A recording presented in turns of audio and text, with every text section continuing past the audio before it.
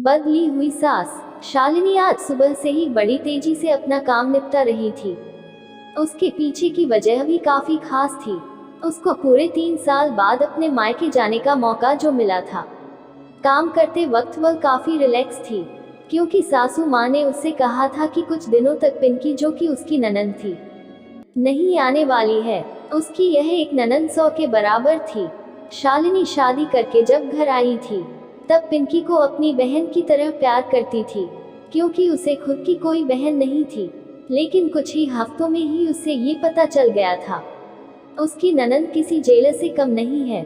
हालांकि कि पिंकी का ब्याह हो चुका था, लेकिन उसे अपने ससुराल वालों की किसी भी प्रकार की चिंता नहीं थी। उसे जब जी करता था, वह अपने मायके चली आती और मायके वालों पर अपना हुक्म चलाती, खासकर अपनी भाभी पर। वही डिसाइड करती थी कि वहाँ पर क्या खाना पकेगा, कोई घूमने जाएगा कि नहीं, या जाएगा तो कहाँ जाएगा। पिंकी ही थी जो हर बार शालिनी को किसी ना किसी बहाने से अपने मायके जाने से रोक लेती थी। पिंकी जिसके मुंह पर बड़ी सी स्माइल और आंखों में चमक थी, वही दूसरी तरफ शालिनी की आंखों में उसको देखकर पानी आ गया था, जो बस आंसू के रूप में छलकना बाकी था। भैया भाभी के पास आकर पिंकी ने कहा, क्यों भैया, कहाँ चले अपनी पत्नी के साथ सैर सपाटा लेके, क्यों अपनी बहन को भूल गए क्या? पवन ने कहा, कहीं सैर सपाटा लेके नहीं, तुम्हारी भाभी को मायके छोड़ने जा रहा हूँ। अच्छा, मैं आई और भाभी जाएगी, क्या आपकी पत्नी को मेरा आना पसंद नहीं है? पिंकी ने भाई भाभी को टोंट मारते हुए कहा।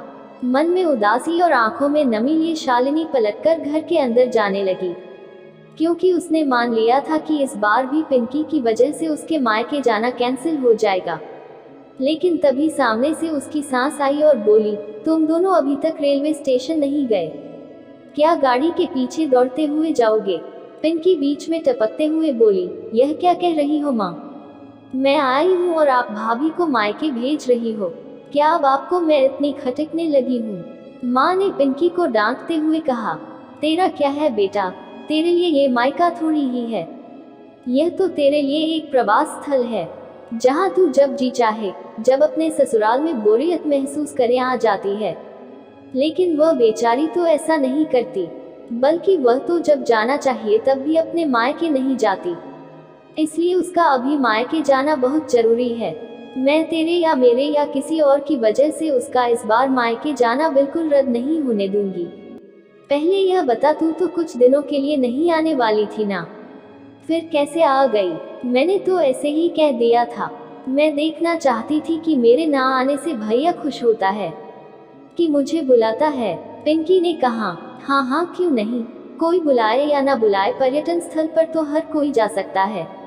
अब की बार मेरी बहू को उसके पर्यटन स्थल पर यानी कि उसके मायके जाने दे। बेचारी ने सिर्फ अपने भाई की शादी देखी है, और अब तो उसके भाई को बच्चा भी हो गया है।